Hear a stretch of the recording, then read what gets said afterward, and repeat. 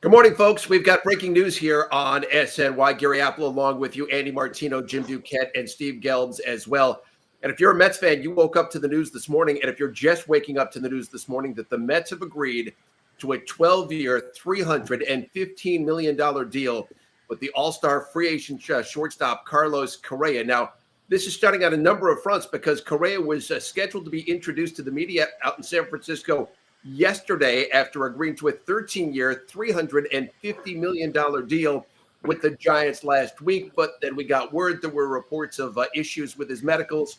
And so here we are this morning. So let's start with that as the background. And Andy, I begin with you. What the heck is going on here? How did we get here?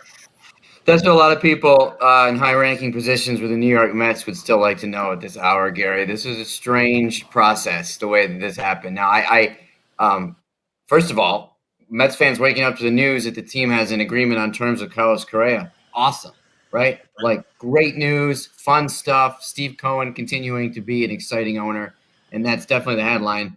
The facts of how this got, I don't want to say done because it's not done when you have a player who just had an issue with the physical, but the facts how they got to the agreement phase, which is where we are right now, is that, well, we know what happened with the Giants yesterday. We don't know exactly what the medical issue was, but that there was one, and they canceled the news conference. Steve Cohen and Billy Epler, by about 8 or 9 ET last night, were in communication with Scott Boras. They've been interested in Correa over the course of the offseason, as they're going to be interested in any player. They got a little bit down the road with them before he agreed with the Giants. Not that far. That was kind of an 11th hour thing. But they kind of picked up where they left off once this issue with the Giants became clear last night around 8 or 9. And they had an agreement by a little bit after midnight Eastern. Steve Cohen's in Hawaii, so my internal clock is not telling me right now off the top of the head what time it was in Hawaii, but that's when it got done here in New York. And then there were quotes in the New York Post, which broke the story on the record from Cohen regarding the signing before the physical, which definitely has some people involved a little bit concerned because, as Jim can speak to even better than I can, there are some red flags about that process-wise that if an issue does arise, could become a concern for the Mets. I know, Jim, you want to jump in on that? Well, yeah, all right, I'll jump in. I mean, so how can it get to this point for the Mets, right? So the Giants go through this whole contract. They go through the physical, which they have done ahead of time. They schedule a press conference, and then the press conference is postponed, as you mentioned, Gary. And it's highly unusual. Highly. So there had to be something that happened late in the process. You know, we all know that there's been a back issue that he's been managing over the last couple of years, but they seem to be okay with that. So it's seemingly something else, and that's been reported out there too, that it wasn't necessarily the back issue. But what are some of the things? Well, there could have been something else that came up in the physical that a doctor looked at and said, I'm not comfortable with the length of this contract with, let's just say, hypothetically, a knee issue. We have no idea what it is. It could have been a knee, could have been something else. There's some last minute things that happen at this. There's also in some cases blood work that's done in testing, before you get the contract insured. Some teams insure it before you make this announcement because it's such a long-term contract and it's so expensive. It's $350 million is a lot of money. So you want to make sure you have all these things buttoned up as an organization before you say anything publicly. When you say something publicly, then with arbiters, and there's been a lot of cases that have come in the past, arbiters have made that decision that it is a guaranteed contract at that point when teams go on the record to say the contract is done and we're having a press conference and all of this stuff. So the Giants were very careful in the sense they did not say that this deal was done. They had no team announcement. They had no official press release saying it was done yet because they still had these final hurdles to go through. Now they find an issue. Now you go back to the general manager. The general manager has this uncomfortable conversation with the agent saying, we found something in the physical that concerns us, and you try to renegotiate the deal. Well, Scott Boras is one of those guys that's like, oh, no, we're not doing that garbage. That is not going to happen, right? Like, no, especially when he had other teams, Mets and others, that were willing to go to this high level, especially if Boris thinks that the contract, whatever the issue is minimal. So he then can go to other teams. He has the freedom to go do that, go back and circle back to the team. So something there happened, allowing him to go back to the team, to the other teams. He probably circled back to others besides the Mets with teams that were interested and asked them, hey, and he, in this point, he is transparent a lot of times, like, listen, this is what the issue is. I don't think it's a big deal. I can provide you other information that will provide it. And now it's up to the team to decide if they're willing to take that risk. Obviously, the Mets were willing to go to a certain level, not to the very level that the Giants were. But now all of a sudden that conversation, there's several conversations that had to have happened, I'm sure, after the Giants postponed this press conference to when this actually came out and was announced. Yeah, and guys, pardon me, I'm still waking up here, as I think we all are. Yes. A few things to, first of all, just to piggyback off of what Andy and Jim were saying. Obviously, there are hurdles that need to be cleared here, and certainly there's something that Correa is dealing with. The question really becomes the comfort level of this organization versus other organizations across Major League Baseball. Like, you know, Jim, you're saying, and we don't know, this is total speculation, but you're saying maybe the Giants weren't comfortable with the term of the contract. Maybe it's something, this issue that as he goes on further in his career could become more of an issue, right? Well, Steve Cohen is clearly showing right now that the type of issues that exist for literally every other team just won't exist to that same extent for him and for this organization right now. And so, I mean, listen, he's comfortable paying Robinson Cano $20 million this year not to play for this team. So if you are looking at this contract and say, okay, well, we think we're going to get, 7, 8, 9, 10 good years out of it, and then we'll see what happens at the end. I think that their comfort is different than every other team in the league. Now, that's just total speculation because we don't know what the issue is or what's, happening there. Beyond all of that technical stuff, though, let's just assume this deal goes through. And I, again, you would have to think that it will based on Steve Cohen's quotes. And you don't make this type of a deal, especially knowing that the Giants, because of a medical issue, if you're not aware of something going on and still feel comfortable moving forward. What we're witnessing right now has never been seen in the history of North American pro sports. Steve Cohen has spent over $800 million on salary this offseason. Think about that for a second. Steve Cohen's luxury tax payroll is going to be north of $100 million, well beyond what a lot of teams will pay in total salary. We talked about this during the winter meetings that there seemed to moment in the winter meetings where Cohen just decided with his people, you know what, we're going to do whatever we have to do to make sure that this team is in the best position to win a World Series right now. And whatever that means payroll-wise, that's what it means. And that's what happened. And the final note, the final thing that I'll say, and I can't remember, we've been on these Zooms and press conferences, we've talked so often over the last few weeks. But I said this to somebody that the most impressive thing to me or the most noticeable thing to me about Steve Cohen's ownership so far is that when he wants something, he closes the deal quickly. There's not a lot of drawing the process out. And I think you see it again here. We saw it with Scherzer. We saw it with Verlander. We saw it with Diaz. Now we're seeing it with Correa. When he feels like there is a player that is going to make this team markedly better and he wants him in the fold, he's going to go out and make it happen and make it happen quickly. And that's what happened overnight with Carlos Correa. Going back to what you said, Steve, about the risk, right? So I'll give you a couple of examples of in my experience with the Mets and in others in the league. I'll just stick with the Mets. Let's go back to the Pedro Martinez discussions when we were signing him that winter there going into the 2005 season, where Omar Minaya is negotiating, and we had a medical that we were concerned about with Pedro. The Red Sox had concerns about it too.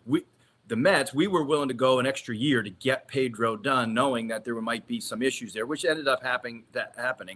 When I was general manager, this goes back to the Vladimir Guerrero conversations. If any of you guys remember what happened with Vladdy, we were in on Vladdy. He had a bad back at the time. We decided to back out of it. I said something that I shouldn't have on the air about his condition, which didn't excite the agents.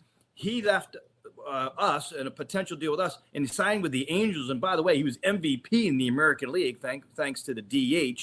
But he never had any back issues there. So there's constant issues, constant disagreements between in feelings of risk, willingness of risk in the medical side of things that happen all of the time. And those are just some of them that happened with the Mets over the course of the last 20 years or so. You know, I go back to when the Mets were acquiring Jay Bruce, and they wanted Brandon Nimmo in the deal, right? And Nimmo, they didn't like the medicals on Nimmo. And so he didn't go to Cincinnati. He would not be a New York Met. He would have been a Cincinnati Red. And so we know how that's turned out for the Mets pretty well to this point. And, of course, he signed the long deal this offseason. So these things do pop up. It is worth noting, you guys have mentioned it, that, you know, Correa has had some injury issues over the years. He played in only 75 games back in 2019 and then 58 games in 2020, but he has played in 148 and then 136 games each of the last 2 years. And so I wonder, I'm going to go back to you here, Andy. So we are where we are this morning. How do we go from this point to getting this across the finish line? Well, he has to pass the physical now because Steve Cohen's talked about it publicly. So he'll be a Met. It's just the question will be, is that going to be a good thing or not? Only the doctors at HSS will probably ever know that for sure. But that's why, as we've been talking about this process-wise, it usually goes a certain way, a little bit differently. So it'll get across the finish line because it just has to now. And it is a player with a little bit of a checkered injury history with a flag that obviously just came up with the Giants. I know that Scott Boras' side disagrees with the Giants, just like they disagree with the Mets on Kumar Rocker. And Rocker's with the Rangers now, and the Rangers feel good about that. So you make it a great point just now, Gary, about the subjectivity of some of this stuff. I mean, look, the Mets had an agreement 2 or 3 off seasons ago, all done with Charlie Morton, the pitcher. And Dr. Olchek, their team doctor, didn't like what he saw in the physical, so they didn't finalize it. So these things happen. We don't always get any. That was never reported at the time. I found out about it like 2 years later. We don't always get a full picture of the medical piece. But in this case, unlike, as Jim said, the Giants did not announce this before the physical. Since the Mets essentially have, he's just going to pass that physical.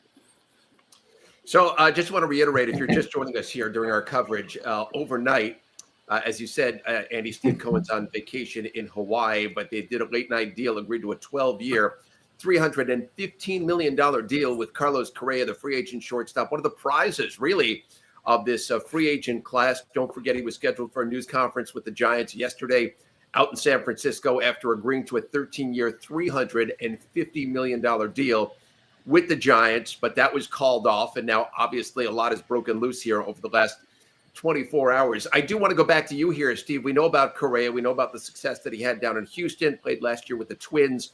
Somebody was a former number 1 pick. He's a Gold Glover, but at shortstop. And all the reports are he's willing to move to third base to play for the Mets. We know about his long history with Francisco Lindor. You wonder if Lindor was involved in this deal coming to agreement. So where does this fit? Where does Correa fit now when it comes to the everyday Mets lineup? It's a good question. It's a good problem for Buck Showalter to have. Yes. This is very similar to A-Rod to the Yankees, where he moved over to play third base and, maybe was an even better shortstop than Derek Jeter was. I mean, you can make the case that Correa is a better defensive shortstop than Lindor. They're certainly comparable.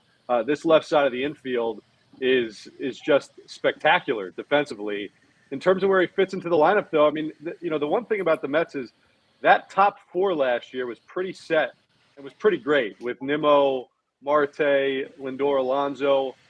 So I don't know if you go into the season and necessarily want to break them up. I know Correa's generally hit second and third. Could he be a guy that hits fifth? But whatever it is, those are your top 5. And it's pretty darn good. And I think, the one thing that kind of gets lost because of how the season ended is how good of an offensive team the Mets actually were last year.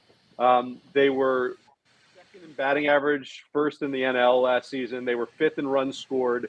The big missing element was a guy that could hit for a little bit more pop. And especially we saw that, in September in the playoffs. And this is a guy in Carlos Correa whose OPS is over 830 for his career. He's going to definitely give you 20 plus home runs. And, again, when you're surrounded by these type of hitters too, those numbers only go up. When a pitcher has to pick his poison and there's no real soft landing spot, a lot of times the numbers get enhanced. And so I just think, I don't know exactly where he's going to land in this lineup. He's going to be part of that fantastic top five.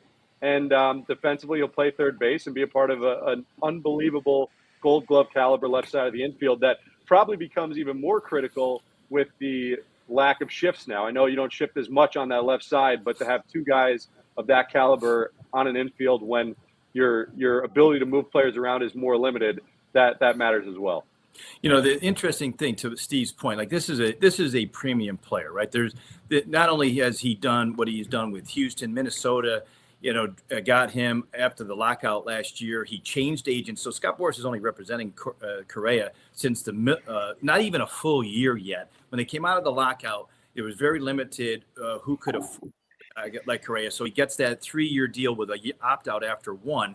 And, this one, for me, when you look at the industry's always felt that Correa is one of the top players in the sport. If you look at what he's done in the postseason, he's played in 79 games in the postseason. Like, that is incredible. Over 300 at bats. His OPS, 849. He is among the leaders in home runs. He got 18 homers. He's driven in almost 60 runs during that period of time. And the good thing on him that he adds to the lineup, to the Mets lineup, is the ability to hit high end velocity. He's always been a guy that when the game's on the line, it's 94, 95 miles an hour plus. He's able to hit it when others not. I'll contrast that real quick to somebody like Trey Turner, who in the postseason, his numbers to this point aren't real high, aren't real good. He's had trouble with the fastball. A-Rod, you mentioned A-Rod. A-Rod was a guy that didn't have great postseasons until that final one, the last one that the Yankees won that A-Rod was a part of. He finally broke out. So, postseason can be a little spotty depending on, how often you're in. Correa has been in it all of the time. In fact, this is the first time this year he wasn't in it in the past 6, and he's been one of the most impactful guys there in the postseason. So they're not just getting a guy that is incredible during the season, but he's a postseason player. And if you remember, but he had a go-ahead home run. He pointed at his watch. It's my time. It's my time. Like, yes. He's that type. He's got swagger. The guy's a middle of the lineup bat. Like, he brings so much to the table, especially in New York. There's no question, Jim. You make great points there. He is a dynamic player. He's a big-time player. He's a prime-time player. And if the health is there, Mets are getting themselves an incredible player. What a left side of an infield, Lindor and Correa. The payroll now is projected to be in the neighborhood of $384 million. I want to repeat that again. $384 million is what the Mets payroll is projected at the moment. And then there's the luxury tax on top of that, which is going to be in the neighborhood of $111 million. And Andy, I know when Steve was announced as the owner and he held his initial press conference, he said he's going to build this team incrementally, wanted to win quickly, but wanted to do it the right way and wasn't going to spend. I believe the wording was like a drunken sailor. But man, the numbers here are staggering. And so your thought process on how we've gone from that point to this point. Well, that sailor's gone from buzzed to drunk to totally blacked out, Gary. He's stumbling around. No idea where he is. We've certainly gone past where what we expected to see, what the Mets expected to see. Look, realistically, and I've watched the evolution of this. I'll give a somewhat detailed answer to that because it's a fascinating question about how Cohen's evolved on this. When he came in with Sandy Alderson as president, they felt that the spot for them year one, after barely getting approved by owners who were concerned that he would do what he's doing now. Year one, they were not going to be the top payroll. They weren't necessarily interested in going over that luxury tax right away. They were somewhat conservative out of the gate, signing like James McCann instead of JT Realmuto, not going for top of the market on everything, looking for value, the place where you could really see the Sandy Alderson influence there. Moving forward, Cohen then spent on Lindor, spent on Scherzer, was establishing himself as someone who's ready to take it to that next level. But even a few weeks ago, it wasn't spin. It wasn't like something the Mets were just saying. They legitimately, at the highest levels, wanted to be under that $293 million Cohen tax for this coming year. Not because Steve Cohen can't afford it. One when he buys Carlos Correa, I'm not sure what the analogy is in our lives, but it doesn't. I don't think he feels it. I don't. Now this is the way it's been described to me by others. It's not like $300 million means that he's buying fewer Christmas presents for his family, or that the lights go out in Greenwich. It's not a financial issue. It's more like he didn't want to be $100 million over the next team. They thought that was a little embarrassing. He didn't want to fall into exactly what everyone thought he was going to do. And he wanted to sort of behave within the parameters of the game, but be the highest payroll, but not like runaway spending. What we saw when we got to the winter meetings was the runaway spending that the Mets perceived from some other organizations. And we've talked about this before. Steve and I and Jim talked about it on Hot Stove that week as it was developing. Really, those few days at the winter meetings after the Verlander signing, we saw Trey Turner go for $300 million. We saw other players go for huge money. Aaron Judge, Xander Bogaerts. Steve Cohen was like, all right, forget it. I guess I got to do runaway spending. And that's really what happened. And once you're there, considering it's not a hardship for him financially, all right, bring on Correa. Bring on whatever else can we do. It sort of becomes like, let's not take any half measures once we're there. So that's how it's evolved over the past 3 years or so. Yeah, I mean, it's a great overview. And by the way, it's the right call. Like, if you're this far in and it's not something that you can't do, why wouldn't you do it, right? The one thing I will add, though, is that for the most part, this has been targeted, smart spending. You look at the overall numbers, and listen, I said it. They've spent over $800 million, committed over $800 million in payroll this offseason alone. We know we have never seen anything like this again in the history of North American professional sports. But aside from the Correa deal, they actually have a ton of flexibility moving forward beyond these next couple of years. And so, I think still at the end of the day, the plan is still in place here to build up a farm system and have players from within fill in. But, they saw an opportunity in Correa. They're getting him at an AAV just north of $26 million. That's perfectly logical for a player of his caliber. And beyond that, they don't have many commitments beyond the next 2 seasons. And so this team is still in a really good spot flexibility-wise. And the other thing, too, it's worth keeping an eye on now is you wonder what happens with some of these players that last offseason was unwilling to trade. I know I said they want to build up the farm system, but okay, on the left side of your infield now, if you've got Lindor and Correa for the next decade plus, right? Maybe that changes the calculus with a guy like a Brett Beatty or Mark Vientos. Maybe you're more willing to include him in a big time deal at the deadline to put you over the top at some point. So the Mets have a lot of opportunities still moving forward and a lot of flexibility to do what they want to do, not just this year, but beyond. I mean, there's no debate, right? This is unbelievable for the Mets and Mets fans. I will say in the industry, the reason why they call it the Steve Cohen tax is because, like Mandy had mentioned, this was what they were hoping to protect against, where it would be called runaway spending, checkbook baseball, all those things that they're doing right now. He's writing checks and they're being cashed by the players that they're signing, and he has a better team, but it wasn't developed like what other teams have been talking about. And there was a lot of pushback from some of the owners during the CBA about where the tax threshold should be and whether they should move it up. But even the bottom one. So the fact that he's paying 111 or so, roughly tax-wise, that is a huge number. And by the way, it's like 90% on every dollar that he spends more. So this year, Correa's number's 26. Multiply that by a 90%, right?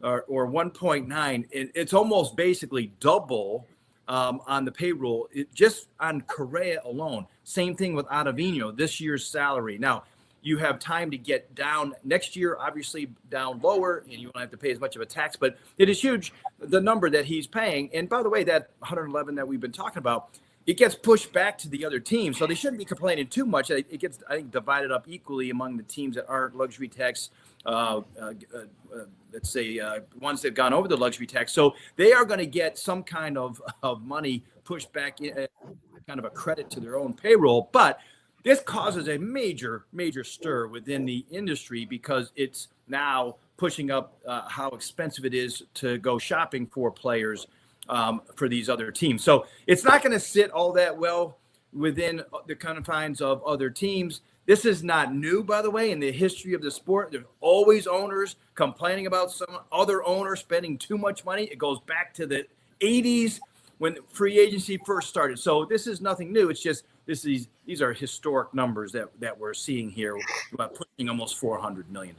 They are, Jim, and there's no doubt. Well, we saw it across town for so many years, right? And this was certainly what so many owners around baseball were concerned about when Steve Cohen was being approved as a new owner of the New York Mets. I do want to go back here to you, Andy. So they reintroduced Brandon Nimmo out at the ballpark last week. And then on Monday, Kodai Senga was introduced. And then yesterday, Justin Verlander was introduced. And we were on the air and I asked you, what's next? And, Steve Cohen pretty much alluded to the fact in his quotes in the Post this morning that they needed to make that one more move. And they think this is the move that could potentially put them over the top. But every time I think, okay, well, they're not going to do something else, they do something else. And so I wonder now, do you think there's more to happen? And I think Steve brought up a really good point. What happens to a guy like Brett Beatty, Mark Vientos?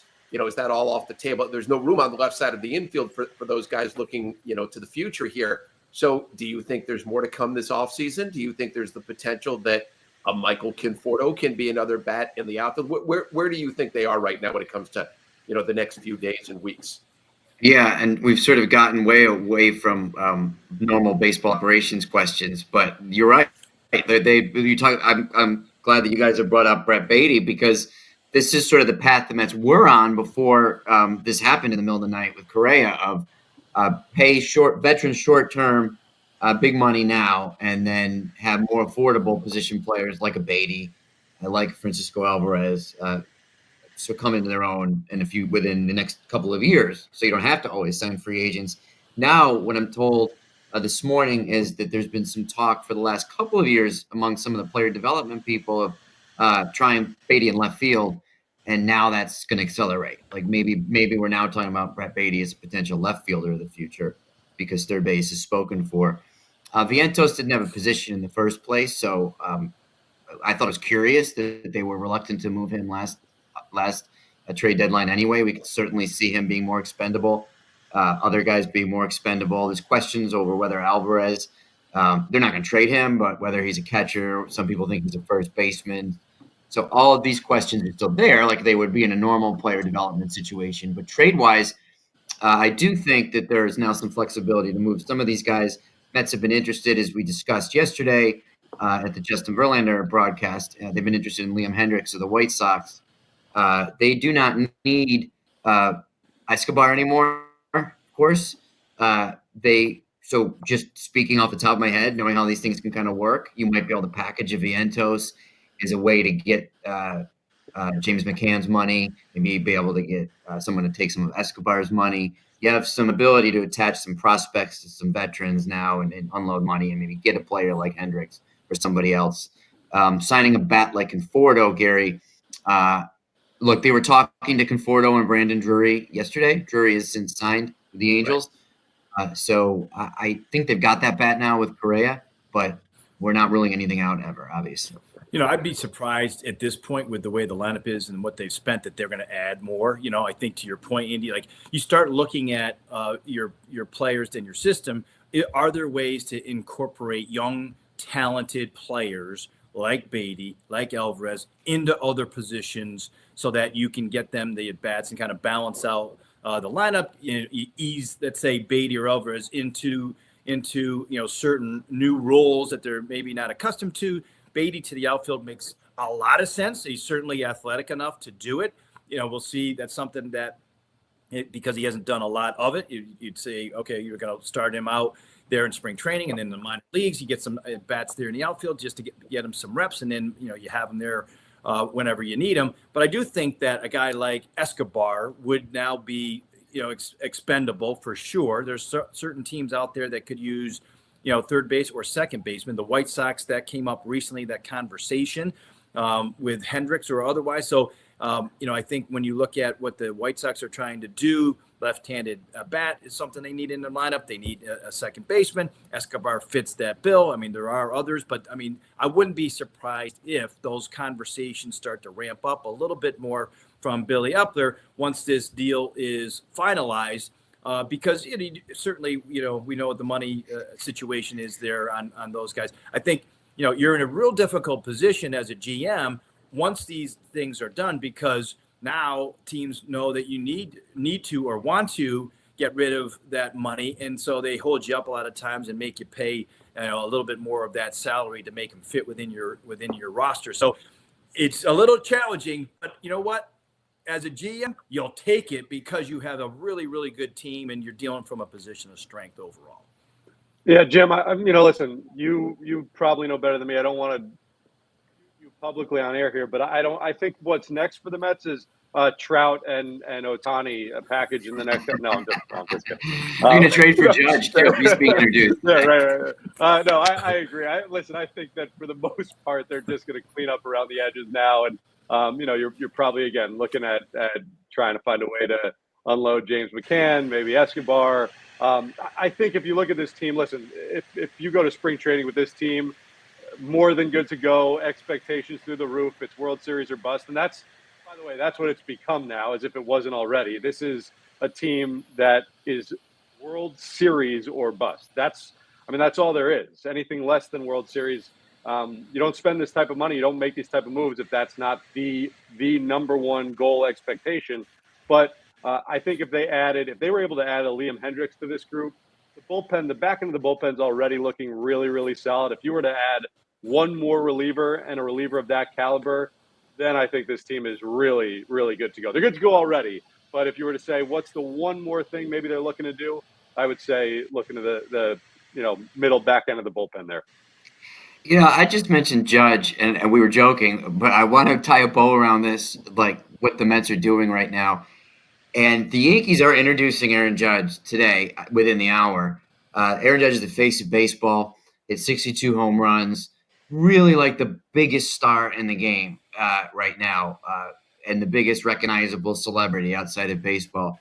And somehow the Mets are the news of the morning. They've completely overshadowed. I was literally like, oh, yeah, the Judge thing. That was going to be the story of the day. I just realized that it was happening.